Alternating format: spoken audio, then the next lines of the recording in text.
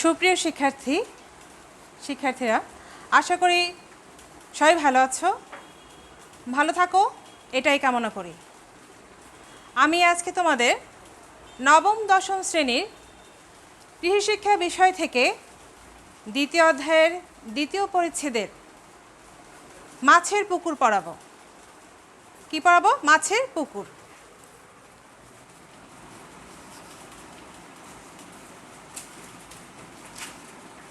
মাছের পুকুর।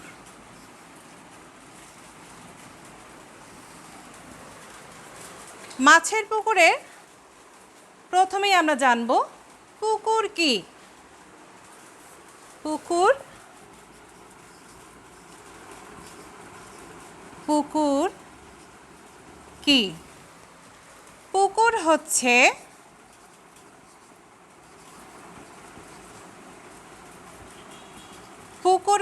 তোমার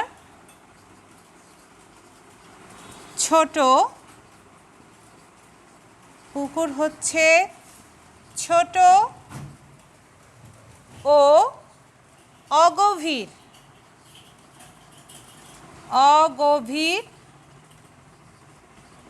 বদ্ধ জলাশয়। পুকুর হচ্ছে ছোট ও অগভীর বদ্ধ জলাশয় যেখানে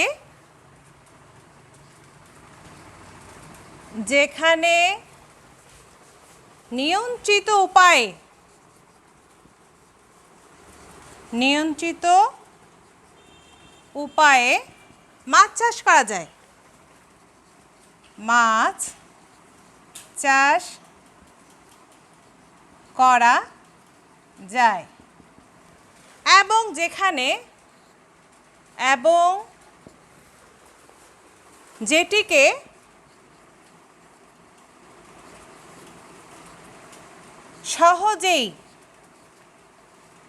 সহজেই সম্পূর্ণরূপে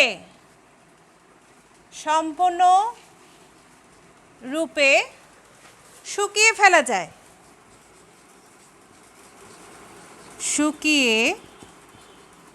ফেলা যায়। তাহলে পুকুরে কি সংজ্ঞা পেলাম আমরা? পুকুর হচ্ছে ছোট ও অগভীর বদ্ধ জলাশয় যেখানে নিয়ন্ত্রিত উপায়ে মাছ চাষ করা যায় এবং যেটিকে সহজেই সম্পূর্ণরূপে শুকিয়ে ফেলা যায়। অর্থাৎ পুকুর হচ্ছে চাষযোগ্য মাছের বাসস্থান।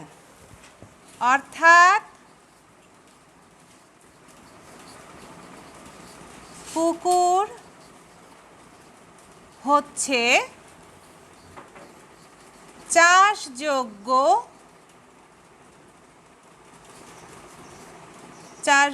মাছের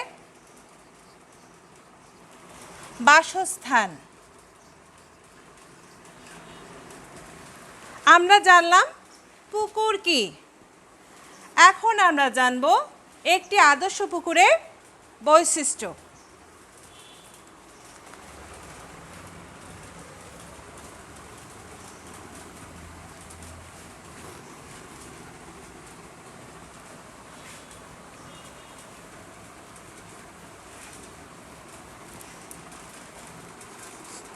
একটি আদর্শ পুকুরের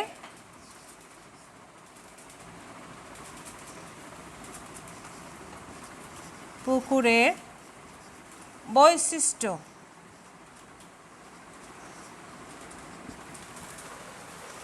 একটি আদর্শ পুকুরে যে বৈশিষ্ট্যগুলো থাকা প্রয়োজন সেগুলো হচ্ছে: 1. এটি বন্যামুক্ত হতে হবে। এটি বন্যামুক্ত হতে হবে।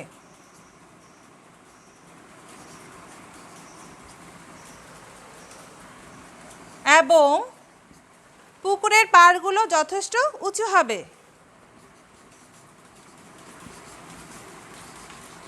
পুকুরের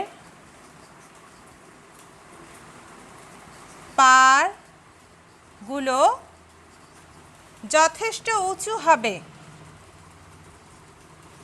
যথেষ্ট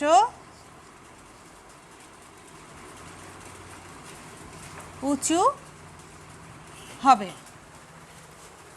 2, পুকুরের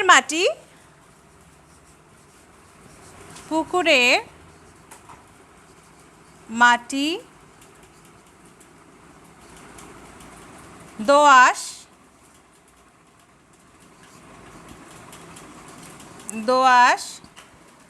পলি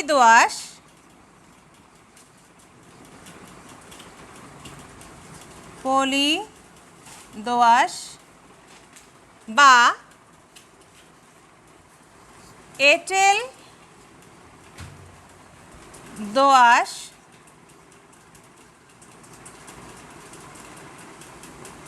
দোআঁশ হলে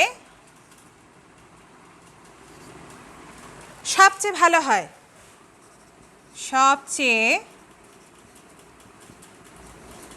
ভালো হয়। 3, সারা বছর পানি থাকে, সারা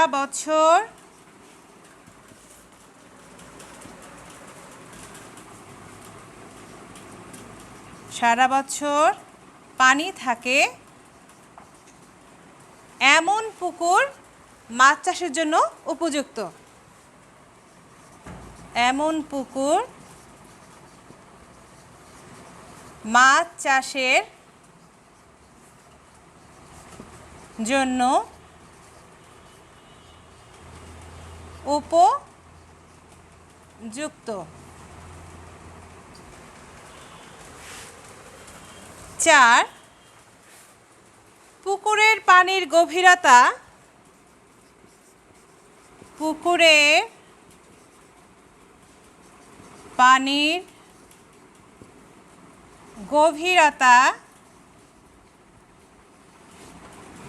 (0.75 থেকে 2 মিটার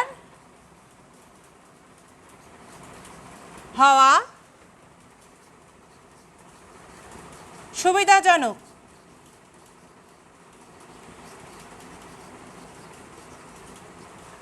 পুকুরের পানির গভীরতা 0.75 থেকে 2 মিটার হওয়া সুবিধাজনক। 5, পুকুরটি খোলামেলা স্থানে হলে ভালো হয়, পুকুরটি খোলামেলা স্থানে হলে ভালো হয়।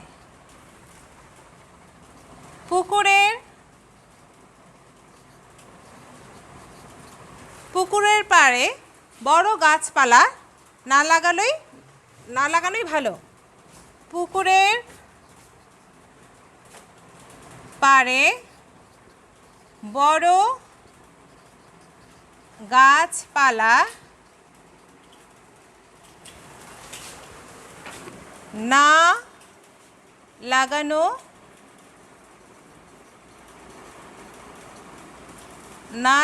ভালো, এতে করে পুকুর প্রচুর আলো বাতাস পাবে। 6, পুকুরের তলায় অতিরিক্ত কাদা থাকা উচিত নয়, পুকুরের তলায় অতিরিক্ত কাদা থাকা উচিত নয়,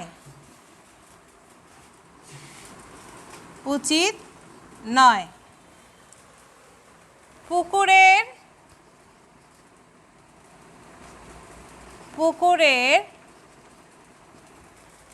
তলার কাদার পুরুত্ব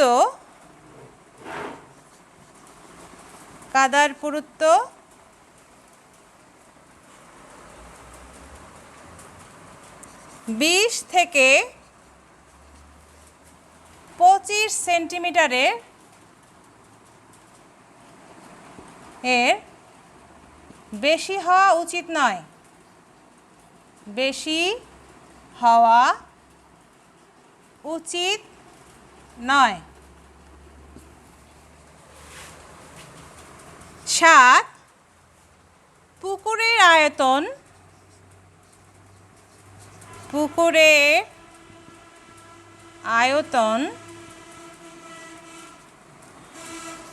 20 থেকে 25 শতক হলে ভালো হয়।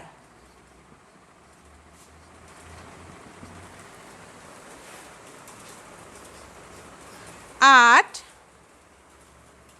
পুকুরের পাড়গুলো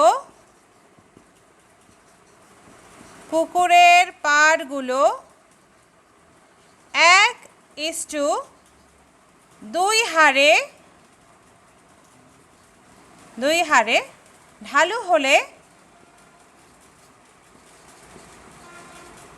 ভালো হয়। আমরা একটি আদর্শ পুকুরের বৈশিষ্ট্য সম্পর্কে জানলাম। এখন আমরা জানব মাছ চাষের পুকুরের পানির গুণাগুণ সম্পর্কে।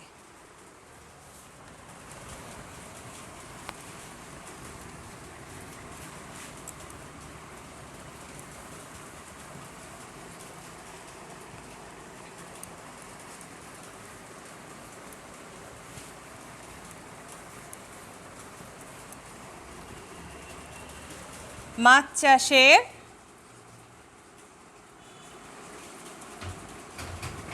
পুকুরের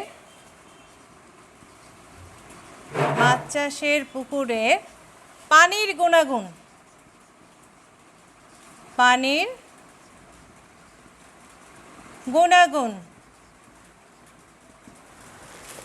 মাছ চাষের পুকুরের পানির গুণাগুণকে 2 ভাগে ভাগ করা যায়। মাছ চাষের পুকুরের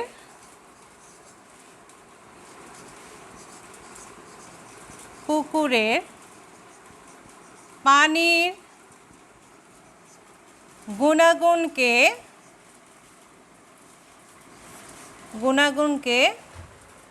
2 ভাগে ভাগ করা যায়, যথা 1 হচ্ছে ভৌত গুণাগুণ আর 2 হচ্ছে রাসায়নিক গুণাগুণ। 1 ভৌত গুণাগুণ, 2 রাসায়নিক গুণাগুণ। এখন আমরা জানব ভৌত গুণাগুণগুলো কি কি।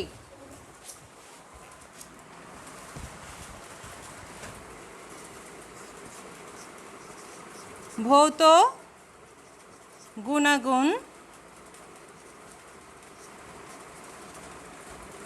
গুণাগুণগুলো হচ্ছে: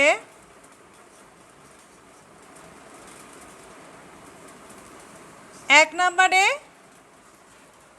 গভীরতা।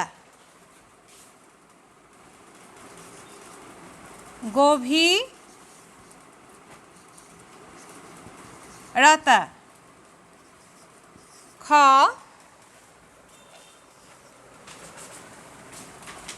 তাপমাত্রা। গ ঘোলাত্ম।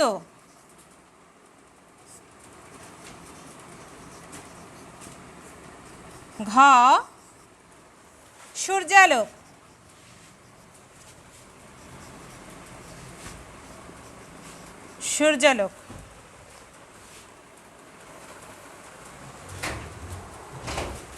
গভীরতা হচ্ছে পুকুর যদি অধিক গভীর হয় তাহলে সেই পুকুরে অধিক গভীরতা পর্যন্ত সূর্যালোক পৌঁছতে পারে না, যার ফলে পুকুরের সেই স্তরে মাছের প্রাকৃতিক খাদ্য উৎপাদিত হতে পারে না, ফলে মাছের উৎপাদন কমে যায়।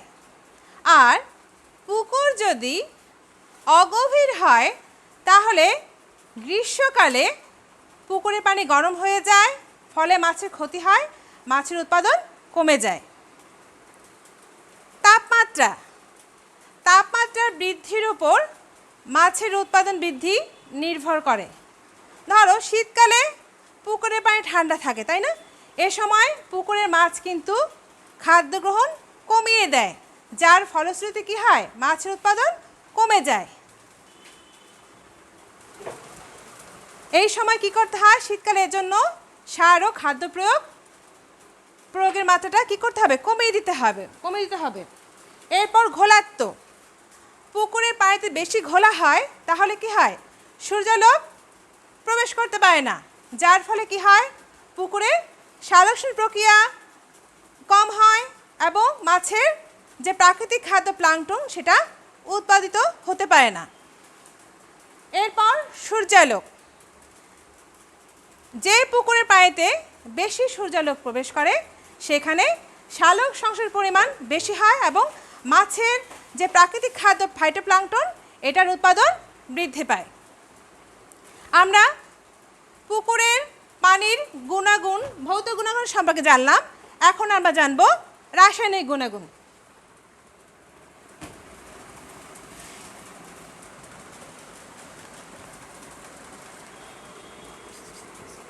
রাসায়নিক গুণাগুণ। রাসায়নিক গুণাগুণগুলো হচ্ছে দ্রবীভূত অক্সিজেন,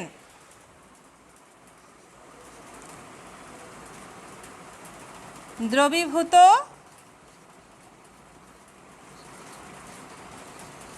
অক্সিজেন, খ দ্রবীভূত carbon die oxide, carbon die oxide,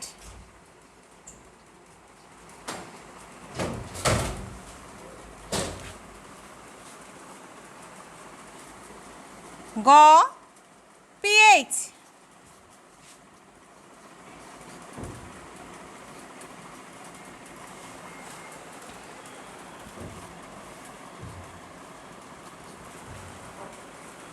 ঘ হচ্ছে ফসফরাস,